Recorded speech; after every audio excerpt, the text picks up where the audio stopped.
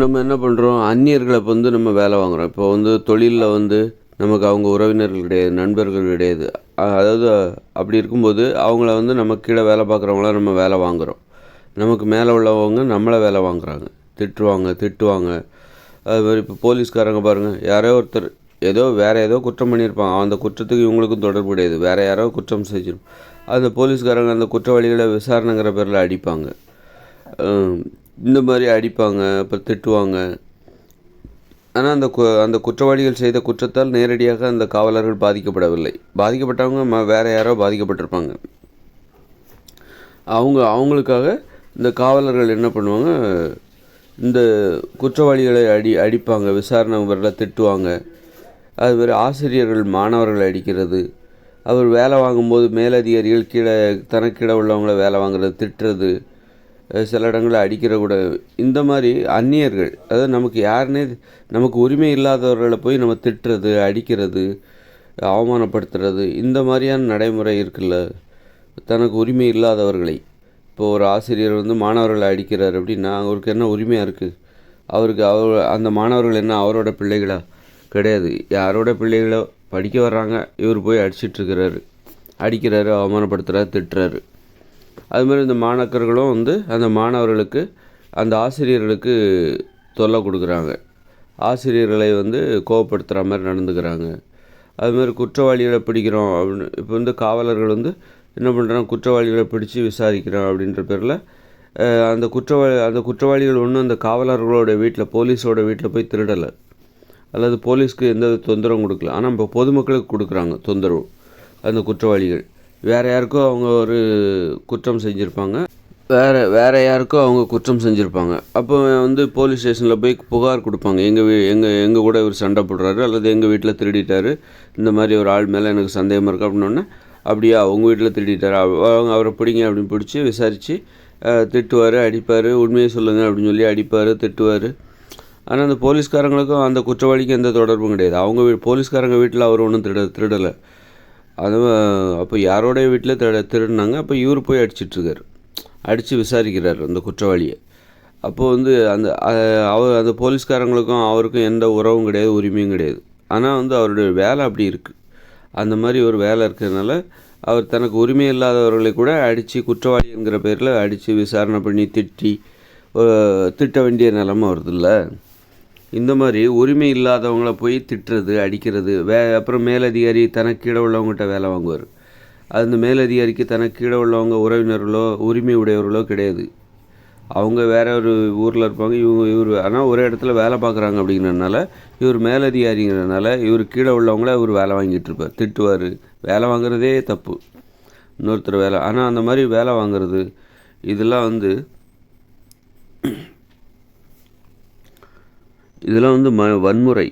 வன்முறைனால என்ன ஆகும்னா, மென்மையான உணர்ச்சிகள்லாம் இது இறந்து போகும். மென்மையான உணர்ச்சிகள் சாகடிக்கப்படும். மனுஷங்க மென்மையானவங்களாக இருக்க முடியாது.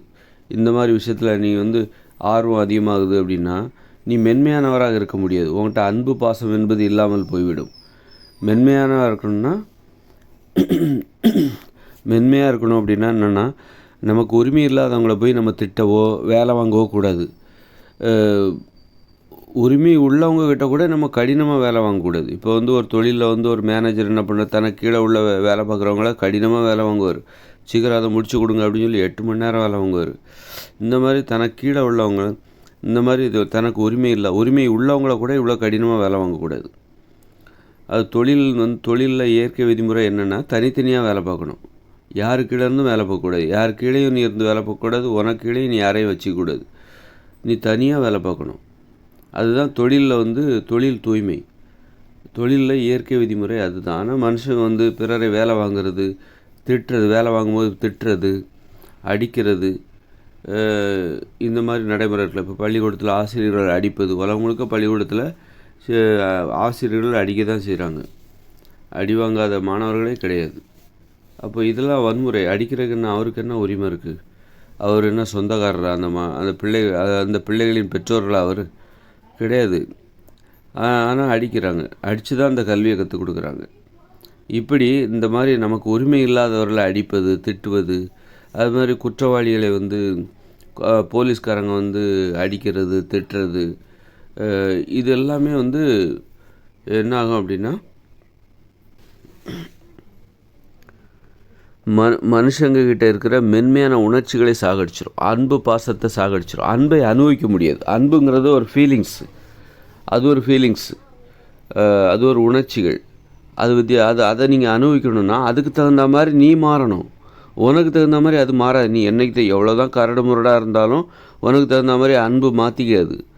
அன்பை நீ உணரணும் அப்படின்னா நீ மென்மையாக இருக்கணும்.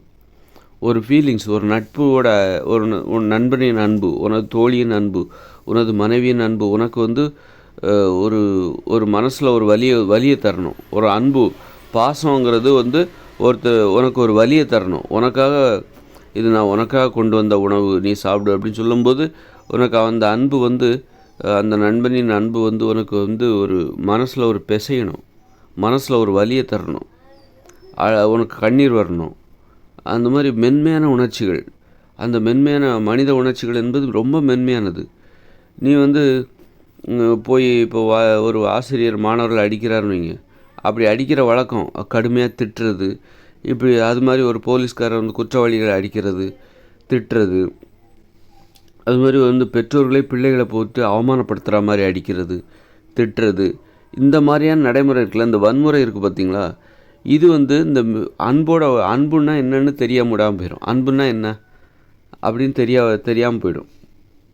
அந்த ஃபீலிங்ஸ் அதை அனுபவிக்க முடியாமல் போயிடும். ஒரு காதல்னால் என்ன, மென்மையான உணர்வு, அன்புங்கிறது மென்மையான உணர்வு, பாசங்கிறது, நட்புங்கிறது மென்மையான உணர்ச்சிகள். இதெல்லாம் தெரியணும் அப்படின்னா மனுஷங்க ரொம்ப மென்மையாக இருக்கணும். இந்த மாதிரி வன்மையானவர்களாக மாறிவிடக்கூடாது. வன்மையானவர்களாக மாறும்போது தான் அன்புன்னா என்ன, பாசம்னா என்ன, உயிர்னா என்ன, அதோட அருமையே தெரில. உயிரோட அருமை கூட தெரில. உயிர் கூட மென்மையானது தான், உடம்பு கூட மென்மையானது தான், அதோட அருமை தெரில. அதனால் மனுஷங்க மென்மையாக இருக்கணும். மென்மையான உணர்வுகளை புரிந்து கொள்ள மனுஷங்க மென்மையாக இருக்கணும். அன்புங்கிறது மென்மையானது, அது வன்மையானது கிடையாது. நமது மனித உணர்வு என்பது மென்மையானது. மனித உணர்வுகளை அனுபவிக்கிற ஒரு வாழ்க்கை. உணர்வுகளை சம்பாதிக்கணும், ஒரு அன்பை சம்பாதிக்கணும். அன்புலே நிறைய கோணங்கள் இருக்குது, நிறைய வகைகள் இருக்குது. அன்பு நிறைய மாதிரியான ஒரு பரிமாணங்கள் இருக்குது அன்புக்கு. அந்த அன்பை அனுபவிக்கணும். அன்பை வந்து உணரணும். அந்த மாதிரியான ஒரு வாழ்க்கை வாழணும். பிறருக்காக நீ அழணும். உன் மனைவிக்காக, உன்னுடைய அம்மாவுக்காக, உன்னுடைய கணவனுக்காக நீ அழணும். உனக்கு அழுக வருதா? இன்றைக்கி மனுஷங்களுக்கு அழுகே வரல. ஏன்னா அந்த உணர்ச்சிகள் சாகடிக்கப்பட்டு விட்டது. நீ அந்த மாதிரி சாகடிக்கிற மாதிரியான ஒரு வாழ்க்கை வாழ்ந்துட்டுருக்க. கதற ஒரு உயிரினத்தை கொன்று அதோட இறைச்சி சாப்பிட்டுட்ருக்க. கதறுவதற்கு கூட வாய்ப்பு கொடுக்காம ஒரு மாட்டையோ ஆட்டையோ கழுத்தறுத்து அதோட இறைச்சியை நீ சாப்பிட்டுட்ருக்க. உனக்கிட்ட எப்படி இருக்கும் அன்பு? அன்புன்னா என்னன்னு உனக்கு எப்படி தெரியும்? பாசம்னா என்னன்னு உனக்கு எப்படி தெரியும்? ஒரு காதல்னா என்னன்னு உனக்கு எப்படி தெரியும்? அப்புறம் அந்த மாதிரி ஒரு மனித உணர்வுகளை புரிஞ்சுக்கணும் அப்படின்னா மனித உணர்வுகளை அனுபவிக்கணும். அப்படி ஒரு விஷயம் இருக்குதானே தெரில. சாப்பிட்றது வாழ்கிறது தான் வாழ்க்கைன்னு நினச்சிட்ருக்காங்க. அதை தாண்டி மனித வாழ்க்கையை அனுபவிக்கிறதுங்கிறது என்னென்னா, மனித வாழ்க்கையை அனுபவிப்பது என்றால் என்னவென்றால் அந்த மனித உணர்வுகளை அனுபவிக்கணும். அந்த அன்பு, பாசம், நட்பு. அன்புலே நிறைய வகைகள் இருக்கும். ஒரு மனைவியின் அன்பு, கணவனின் அன்பு, பெற்றோர்களின் அன்பு, அப்பாவின் அன்பு, அப்பா தனக்காக செய்கிற அந்த எடுத்துக்கொள்கிற அந்த அன்பு, முயற்சி, இதெல்லாம் வந்து இதை வந்து ரொம்ப மென்மையாக போனால் தான் அதை உணர முடியும். மென்மையாக வாழணும். இந்த மாதிரி வன்மையாக வாழக்கூடாது. சும்மா வந்து அப்படி ரொம்ப திறமையானவராக காமிச்சிக்கிறதுக்காக மனுஷங்க என்ன வேணாலும் செய்வாங்க.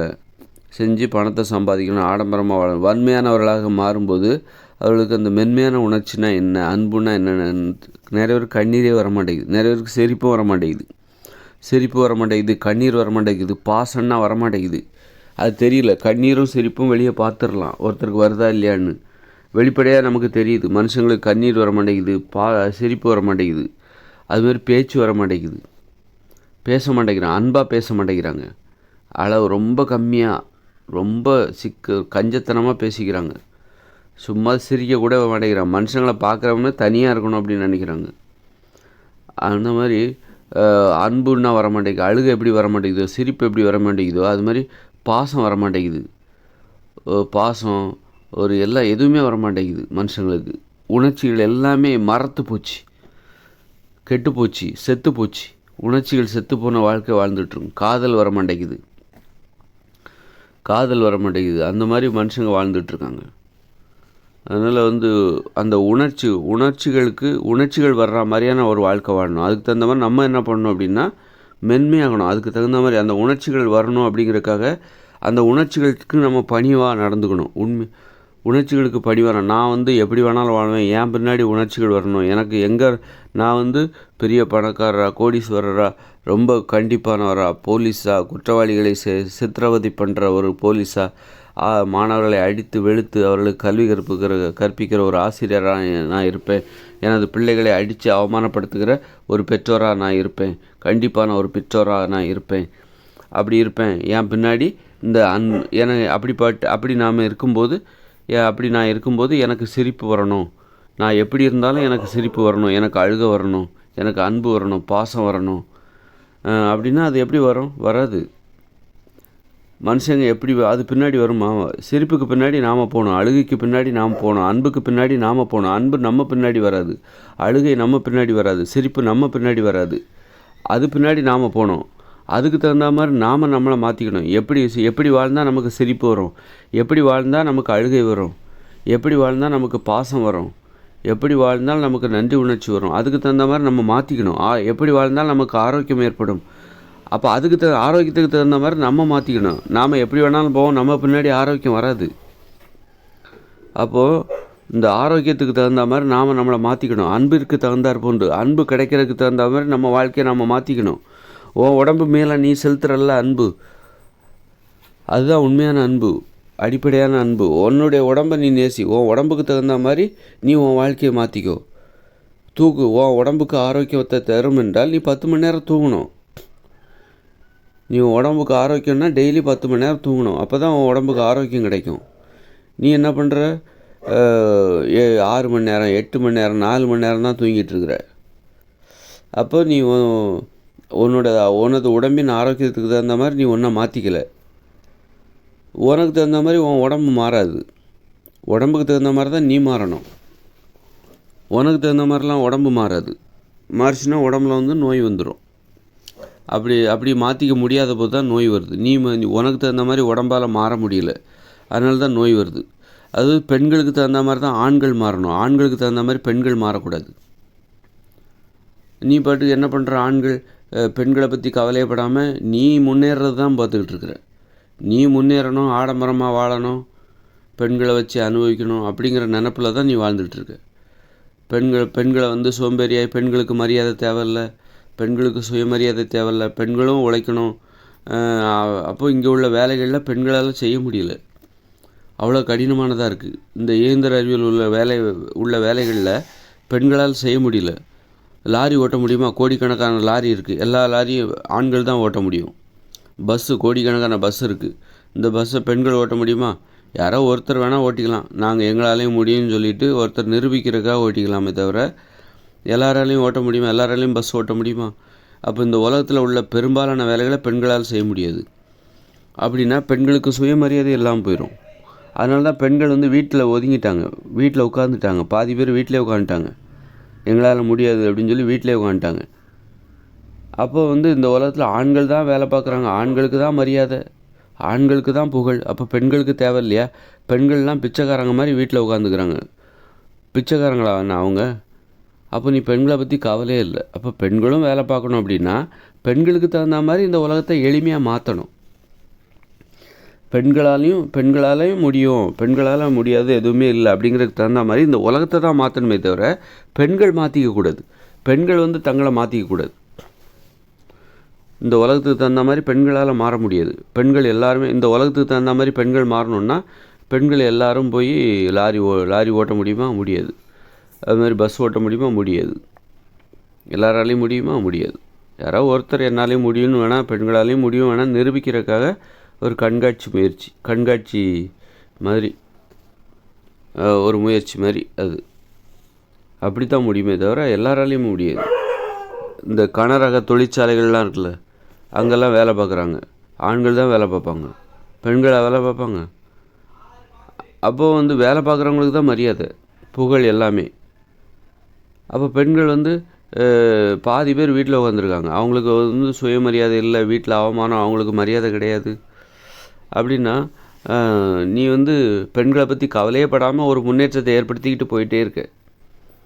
இப்போ பெண்களை பற்றி கவலைப்பட்டிருந்தா பெண்களுக்கு தகுந்த மாதிரி ஒரு வாழ்க்கையாக, பெண்களால் செய்ய முடியாத வேலைகள் இங்கே எதுவுமே இல்லை, ஆண்கள் செய்கிற அத்தனை வேலையும் பெண்கள் செய்ய முடியும் அப்படிங்கிறதுக்கு தகுந்த மாதிரி ஒரு வாழ்க்கை, ஒரு உலகத்தை எளிமையாக மாற்றிருக்கணும். இந்த அளவுக்கு கடினமான மாற்றிருக்கக்கூடாது. பெண்களால் ஒரு வேலை செய்ய முடியலன்னா அந்த வேலை இங்கே இருக்கவே கூடாது. பெண்களால் ஒரு தொழிலை செய்ய முடியல அப்படின்னா அந்த தொழில் இங்கே இருக்கவே கூடாது. ஒரு தொழில் செய்கிறாங்க அப்படின்னா அது பெண்களால் செய்யப்பட வேண்டும். அந்த வேலையை தான் தூக்கி இப்போ ஆண்கள் செய்யணும். முதல்ல வந்து பெண்கள்கிட்ட கொடுப்பா. ஒரு தொழிலை கண்டுபிடிக்கிற அப்படின்னா அதை முதல்ல பெண்கள்கிட்ட கொடு. பெண்களால் செய்ய முடியுதா, இயல்பாக செய்ய முடியுதா, அவங்களால எப்போவுமே அதை செய்ய முடியுமா, அந்த வேலையை தான் ஆண்கள்கிட்டே கொடுக்கணும். பெண்களால் ஒரு வேலை செய்ய முடியலன்னா அந்த வேலையை கொடுக்காத, அது ஆண்கள்கிட்ட கொடுக்காது. அது ஆண்கள் அப்போ வந்து உயர்ந்தவர்களாகவும் பெண்கள் தாழ்ந்தவர்களாகவும் ஆகிவிடுவார்கள். அதனால் பெண்களுக்கு தகுந்த மாதிரி இந்த உலகத்தை நீ மாற்று. உலகத்தை மாற்றணுமே தவிர ஆண்களுக்கு தகுந்த மாதிரி மட்டும் உலகத்தை மாற்றும்போது பெண்களால் ஆண்களோட இணைஞ்சு நடக்க முடியல. பெண்கள் பின்னாடி தான் ஆண்கள் போகணும், ஆண்கள் பின்னாடி பெண்கள் போகக்கூடாது. அது அசிங்கமாக இருக்கும். பெண்கள் முன்னாடி போகணும், ஆண்கள் பின்னாடி போகணும்.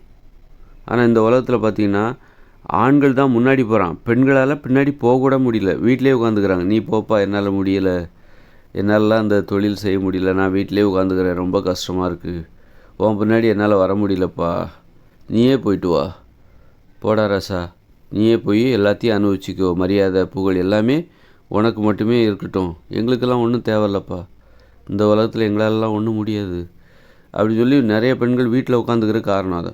அப்புறம் முதியவர்களும் வீட்டிலே உட்காந்துக்கிறாங்க. அப்போ முதியவர்களுக்கு தகுந்த மாதிரி இந்த உலகத்தை மாற்று. அவங்களுக்கும் மரியாதை தேவை. அப்போது மரியாதை இருக்கிற அப்போ தான் ஆயுட்காலம் அதிகமாகும். அதாவது வாழ்நாள் முழுதும் வேலை செய்யணும், அப்போ தான் வந்து ஒரு மரியாதை கிடைக்கும், ஒரு புகழ் கிடைக்கும். அப்போ தான் வாழ்நாள் ஆயுட்காலம் அதிகமாகும். 60 வயசுக்கு அப்புறம் நம்ம ஓய்வாக உட்காடுறோம் அப்படின்னா இதுக்கப்புறம் நம்ம சாகத்தான் போகிறோம், சாவை எதிர்நோக்கி வாழ போகிறோம் அப்படின்னு நினச்சிட்டு அந்த ஆயுட்காலமே குறைஞ்சிரும். அப்போ முதியவர்களுக்கு தகுந்த மாதிரி இந்த உலகம் இருக்கணும், எளிமையாக மாற்று. பெண்களுக்கு தகுந்த மாதிரி இந்த உலகம் இருக்கணும், எளிமையாக மாற்று. இந்த உலகத்தை எளிமையாக மாற்று. பெண்களுக்கு பின்னாடி தான் ஆண்கள் போகணுமே தவிர ஆண்களுக்கு பின்னாடி பெண்கள் போகக்கூடாது. பெண்களை பற்றி கவலையே படாமல் நீ வர முடியலன்னா வீட்டிலே உட்காரு அப்படின்னு சொல்லி ஆண்களாக ஒரு உலகத்தை உருவாக்கிட்டு இருக்கானுங்க. ஆணும் பெண்ணும் சேர்ந்து பயணிக்க முடியல. பல தொழில்களை பெண்களால் செய்யவே முடியல. அது மாதிரி ஆணும் பெண்ணும் சேர்ந்து வேலை பார்க்க வைக்கிறது. அப்போவே அதனாலேயும் பெண்கள் வர மாட்டேங்கிறாங்க. அது ஒரு ஆஃபீஸில் ஆண்களும் பெண்களும் சேர்ந்து வேலை பார்க்குறது, அதனால் பெண்கள் வர மாட்டேங்கிறாங்க அந்த வேலை செய்கிறதுக்கு. அங்கே பாதுகாப்பு இல்லை, பாலியல் தொல்லைகள், ஆண்களால் பாலியல் தொல்லைகள், மேலதிகாரிகளால் பாலியல் தொல்லைகள். அதனால் பெண்கள் எங்களால் முடியாது, நாங்கள் வீட்டிலே உட்காந்துக்கிறோம். அப்போ எதுக்கு நீ இந்த மாதிரி பண்ணுறன்னா பெண்கள் வேலைக்கு வரக்கூடாதுங்கிறக்காகவே இப்படிப்பட்ட நடைமுறைகளை உருவாக்குற நீ. அவங்கள வேலை செய்ய விடக்கூடாது அப்படிங்கிறக்காக அவங்க இந்த மாதிரி நடைமுறைகளை நீ உருவாக்கிட்டு இருக்க. அதனால் ஒரு பெண்களுக்கு தகுந்த மாதிரி இந்த உலகத்தை மாற்றும்போது தான் அந்த உலகம் ஆண்களுக்கும் ஏற்றதாக இருக்கும், ஆண்களுக்கும் எளிதாக இருக்கும். இன்றைக்கி ஆண்களால் கூட முடியலை, எல்லாராலையும். சரி, ஆண்கள் தான் லாரி ஓட்டுறாங்க, எல்லா ஆண்களும் லாரி ஓட்டுவாங்களா, எல்லா ஆண்களும் பஸ் ஓட்டுவாங்களா? முடியாது. அப்போது இது ஆண்களுக்கான உலகமும் கூட கிடையாது. இது ஒரு குறிப்பிட்ட ஆண்கள்லே ஏதாவது வன்முறை உணர்ச்சி உடையவர்கள், ரொம்ப வன்மையானவர்களுக்கான உலகம் இது. எல்லாருக்குமான உலகம் கிடையாது இது. அப்போ எல்லாருக்குமான உலகமாக அதை நீ மாற்று. அதுதான் இயற்கையோடு இணைந்த மனித வாழ்க்கை.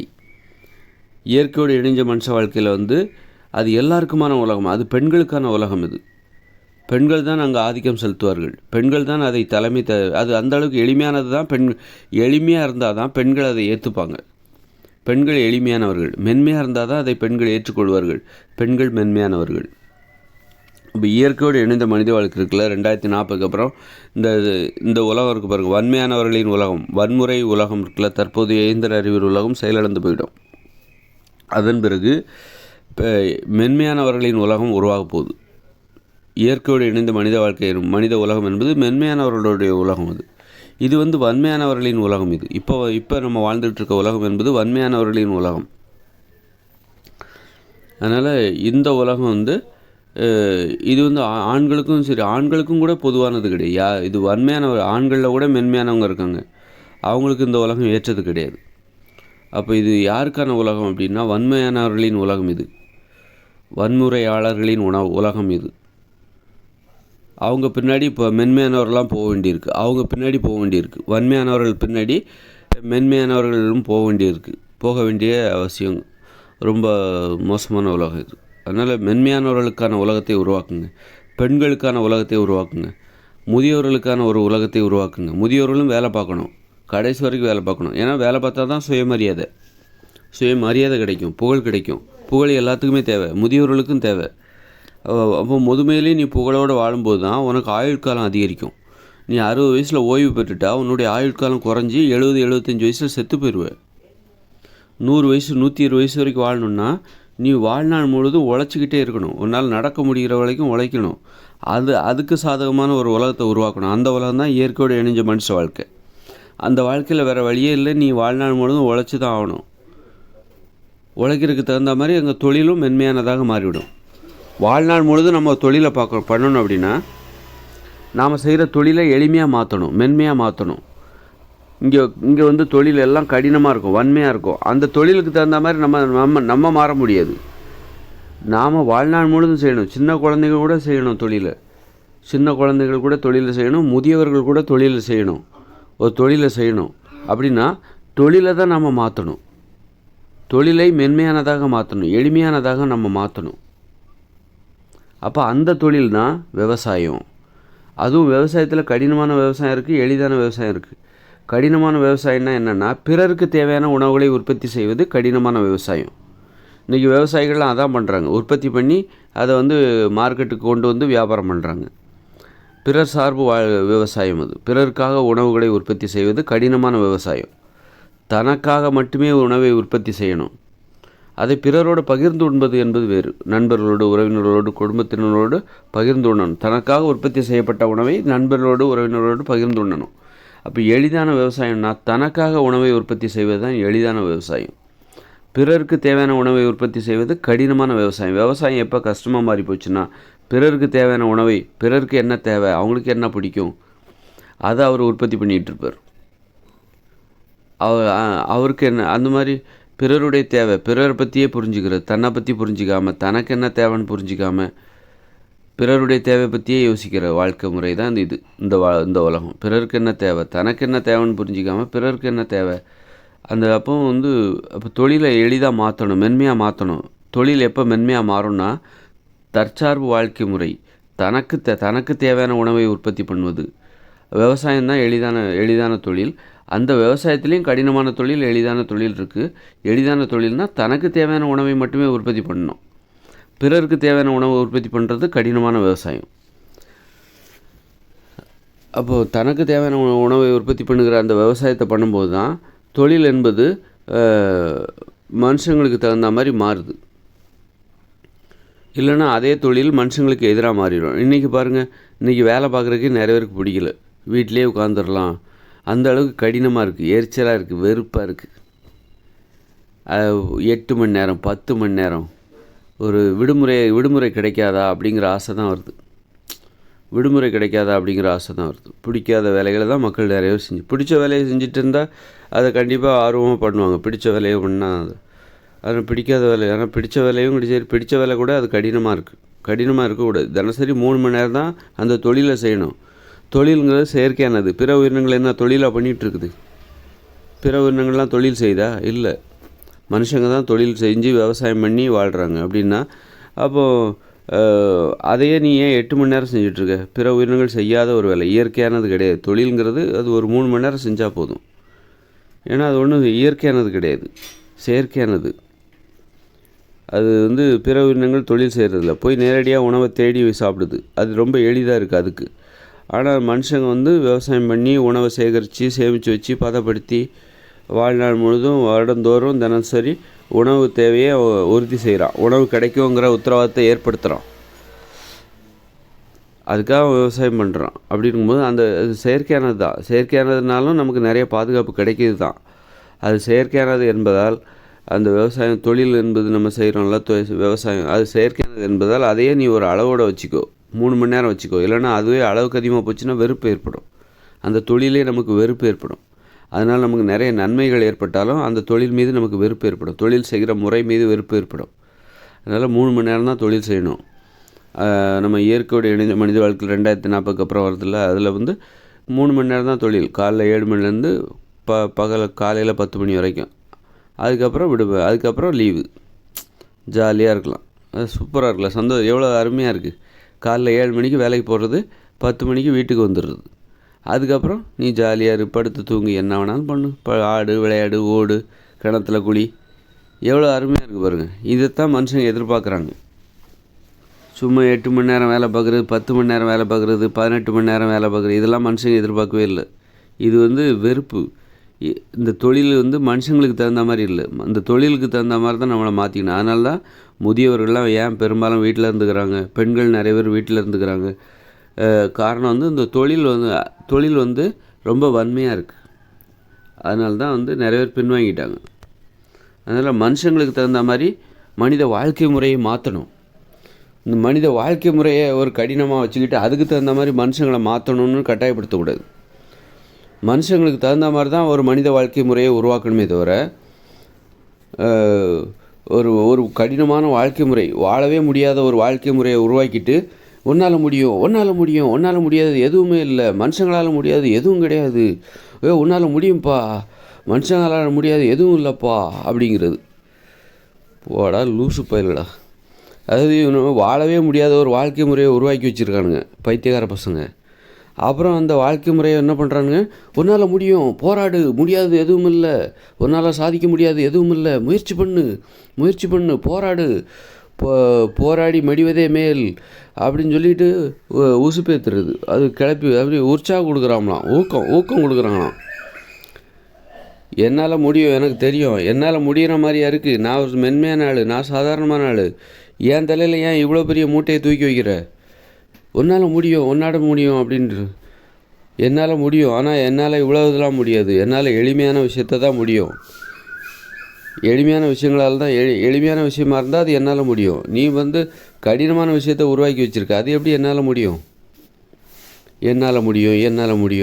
அப்படின்னு உசுப்புத்துறாங்க, ஊக்கம் கொடுக்குறாங்க, மோட்டிவேஷன் பண்ணுறாங்களாம். வாழவே முடியாத ஒரு வாழ்க்கையை உருவாக்கிட்டு, வாழவே முடியாத ஒரு வாழ்க்கை முறையை உருவாக்கிட்டு அதை நீ வாழு, உன்னாட முடியுன்றானுங்க. அதனால் மனுஷனு லூசுத்தனமாக வாழ்ந்துட்டுருக்கானு. லூசுத்தனத்துக்கு ஒரு முற்றுப்புள்ளி 2040 இந்த லூசு பயல்கள் உருவாக்குன லூசு உலகம். இது சரியான லூசு உலகம். இந்த உலகம் முடிவுக்கு வரப்போகுது. 2040 வரைக்கும் இந்த லூசுத்தனமான உலகம் உயிரோடு இருக்கும். அதுக்கு பிறகு அறிவுபூர்வமான ஒரு உலகம், நம்மளால் எல்லாராலையும் வாழ முடிகிற ஒரு உலகம், எல்லாராலையும் வாழ முடிகிற ஒரு வாழ்க்கை அது வரப்போகுது. அங்கே போயிட்டு உன்னால் முடியுங்கிறது யாரும் சொல்ல மாட்டாங்க. இன்றைக்கி சொல்கிறாங்களே மோட்டிவேஷன், உங்களால் முடியும், முயற்சி பண்ணால் உங்களால் முடியும் அப்படின்னு சொல்கிறாங்களே, இதெல்லாம் 2040 அப்புறம் இயற்கையோடு இணைஞ்ச மனுஷ வாழ்க்கையில் சொல்ல மாட்டான். அவங்க குடிசையில் வாழ்வாங்க, காடுகளில் விவசாயம், ஒன்றால் முடியும்னு அது யாருக்கு தெரியாது. இதை போய் சொல்லிட்டு கிடக்கிற ஈஸிப்பா, இதெல்லாம் யாரால் முடியாது அப்படி சொல்லுகிற உலகத்தில் தான் நம்ம வாழ போகிறோம். எவ்வளோ அங்கெல்லாம் இந்த அறிவுரையே சொல்ல மாட்டாங்க. இந்த மாதிரி அறிவுரையே சொல்லாமல் எல்லாராலையும் முடியும், அது யாருக்கு தான் தெரியாது. ரொம்ப ஈஸி அந்த வாழ்க்கை, அந்த ஒரு உலகம். இனிமே வரப்போகிற இயற்கையோடு இணைந்த மனித வாழ்க்கை முறை என்பது ரொம்ப ஈஸி, ரொம்ப எளிது, எளிதிலும் எளிது. அந்த அளவுக்கு அற்புதமான ஒரு எளிமைத்தன்மை கொண்டது தான் இயற்கையோடு இணைந்த மனித வாழ்க்கை முறை.